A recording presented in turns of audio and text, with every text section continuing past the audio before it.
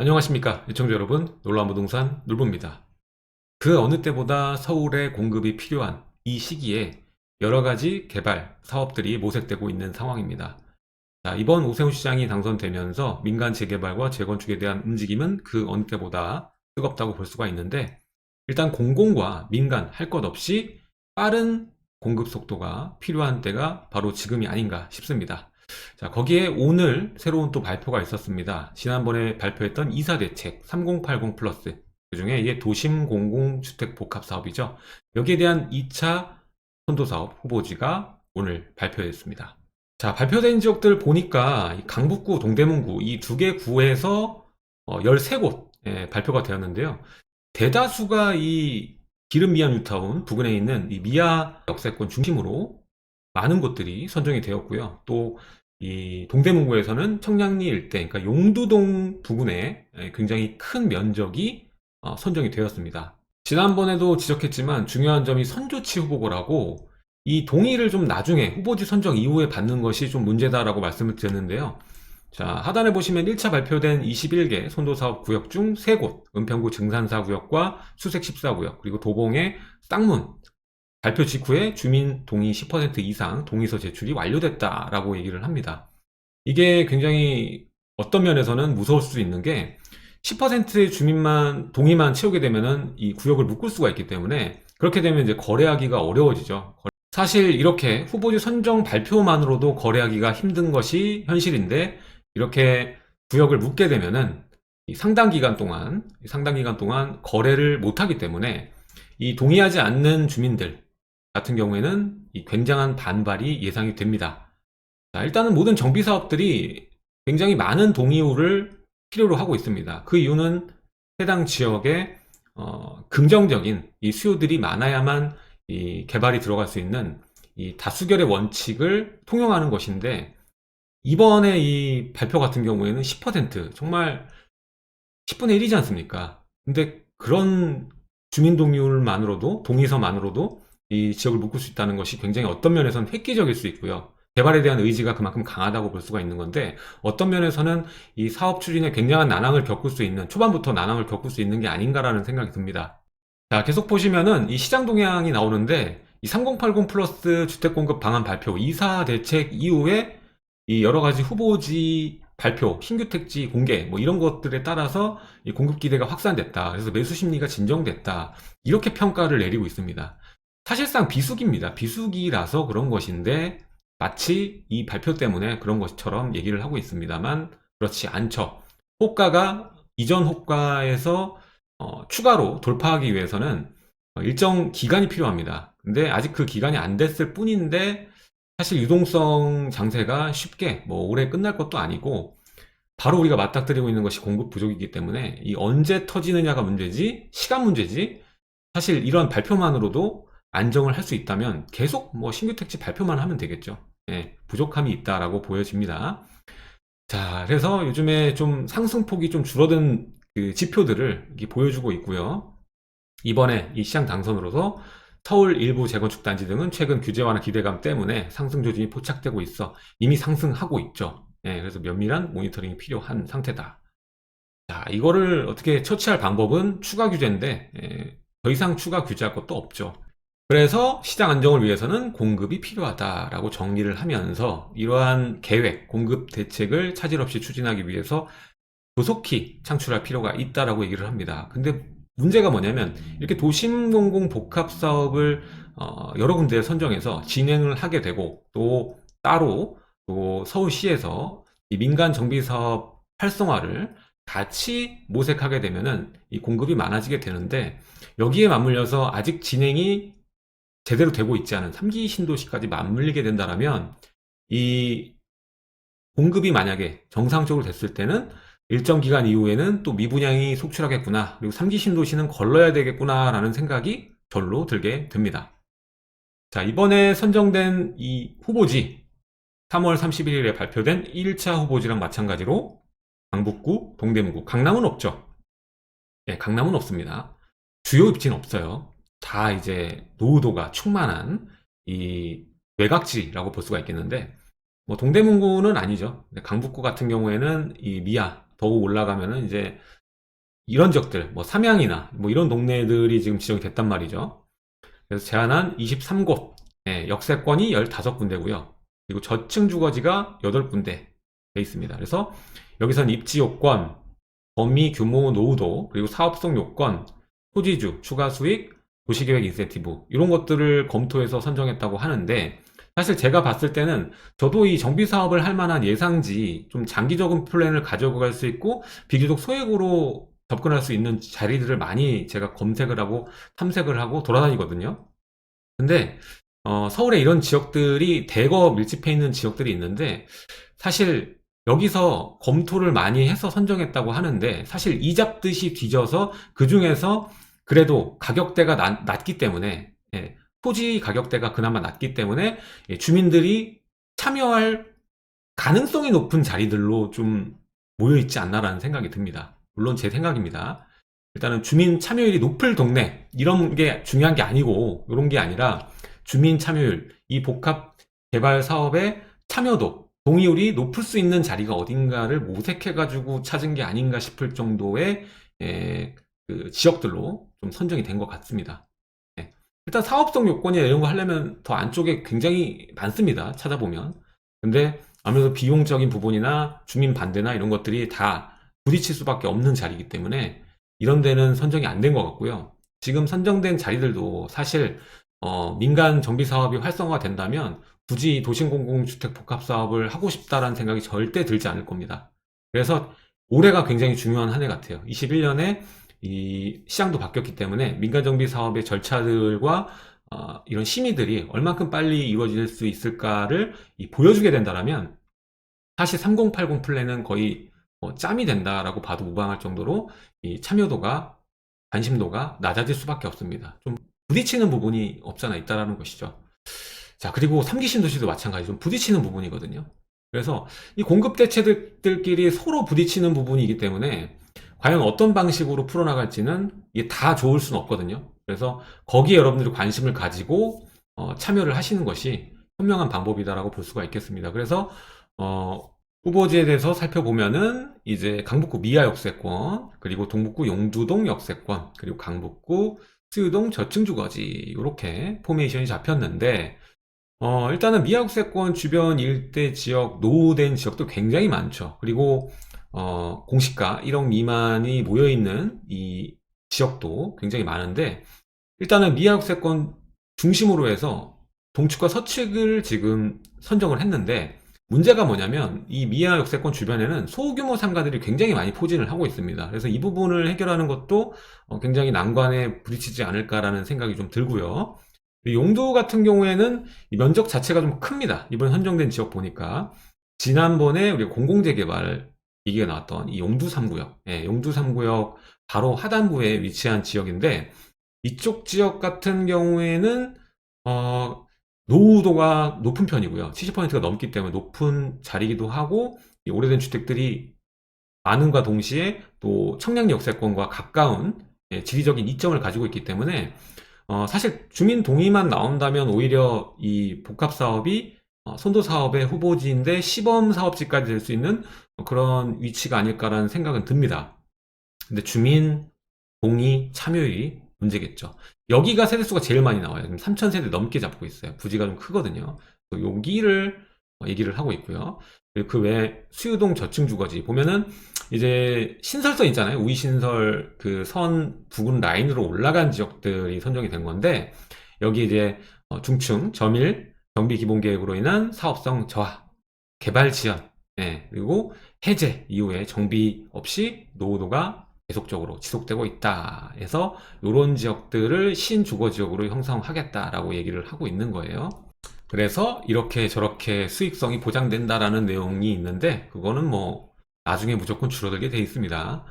자, 그래서 앞으로의 계획이 이번에 주민설명회를 거쳐서 토지 소유자 10% 동의요건 우선 확보하는 후보지에 대해서 7월부터 예정지구로 지정을 해서 신속하게 개발할 예정이라고 합니다. 자, 지구로 지정된 건 시작이죠. 신속하게 될지는 두고 봐야겠지만, 일부 지역은 사실 이번 개발 계획으로 큰 수혜를 받을 수가 있고, 일부 지역들은 표류하면서 그 지역의 소유주들은 굉장히 그 피해를 많이 볼 수도 있겠습니다. 자, 그리고 혼돈 후보지 중 금년 중 주민동의를 받아 사업에 착수하는 경우에는 토지주에게 최고 수익률 보장하겠다. 민간 사업 대비 30% 증가. 그러니까 이게 어떻게 보면은 그거 같아요. 이 관리 처분 나게 되면은 일찍 나가게 되면은 일정 금액을 지원을 해주죠. 뭐 그런 것처럼 빨리 진행하게 되면은 토지주에게 최고 수익률을 주겠다. 그러니까 빨리 하자. 뭐 이런 겁니다. 이렇게 돼 있고요.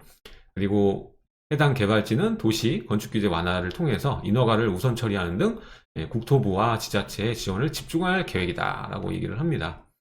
자, 근데 아까도 말씀드렸다시피 해제 지역들이 다수죠. 그러다 보니까 이렇게 그 후보지 선정됐다고 해서 무작정 진행되는 그런 지역들이 많다고 보기는 어려울 것 같습니다. 자, 그리고 도심 공공 복합주택 사업의 경우 우선 공급되는 주택은 민간 재개발 사업 대비 불리하지 않도록 여러 지원이 마련될 예정이다. 그러니까 공공복합 사업해도 민간 정비 사업한테 밀리지 않으니까 이거 하면 좋다. 이거 해라. 이렇게 얘기를 하는 겁니다. 그리고 또 많은 사람들이 걱정하는 부분을 또 풀어줘요. 뒤에 이제 질문지에서 얘기를 해드릴게요. 일단 85 초과는 중대형 평형 공급하려고 손을 대겠다고 개정을 시킨다는 거고, 그리고 실거주 의무도 부과되지 않을 예정이고, 그리고 전매도 등기까지만이 전매가 등기 이후에는 가능하게끔 이렇게 팔 수 있게끔 하겠다라는 것이고, 그리고 종전자산 규모가 큰 경우에는 1+1 이거는 또 말이 바뀐 거거든요. 지난번에는 무조건 토지주 1주택 원칙으로 하고 나머지는 이제 수익률로 보장해 준다고 얘기를 했는데, 이 1+1 민간 정비 사업 똑같이 하는 겁니다. 그래서 하나는 60제곱미터 이하로 소형 주택을 주는 것이죠. 이것도 허용할 계획이다. 그러니까 이걸로 그냥 밀면 안 될 것 같으니까는 지금 보완하는 과정에 있다고 보시면 될 것 같아요. 그리고 또 이 권리 변동, 이 이사 대책이 나온 직후 2월 5일부터 소유권 이전하면은 청산이니까 이것도 굉장히 사람들이 싫어하는 거죠. 그러다 보니까 상속과 이원의 경우에는 권리 변동이 발생하면 우선 공급권 준다. 그래서 얼마만큼 공급이 될 수 있을까 해서 1차 선정, 2차 선정 이렇게 표로 만들어 놨는데요. 보시면 이 용두 그리고 위에 보면 영등포역 이 인근이 가장 많아요. 2,500세대 정도, 3,200세대입니다. 근데 이 두 군데의 공통점이 뭐냐면 구역 자체가 굉장히 큽니다. 이게 사실 민간 정비 사업으로 간다고 해도 정말 어려운 지역들이거든요. 속도가 빨리 나지 않을 자리인데 이거를 3080으로 한다고 해서 해결이 될지는 미지수입니다. 자, 그리고 입지 자체가 굉장히 우수하죠. 일단은 용두 같은 경우에는 청량리역과 굉장히 가깝고요. 도보권이고, 그리고 영등포도 마찬가지로 뭐 초역세권에 달하진 않지만 그래도 역세권에 위치를 하고 있습니다. 그래서 이 두 자리는 사실 그 수많은 세대를 여기서 뭐 거의 6,000세대 이상을 뽑아서 얘기를 했는데 좀 어려운 자리들이 아닌가라는 생각이 좀 듭니다. 물론 이제 소규모 지역들은 될 확률이 좀 있다고 봐요.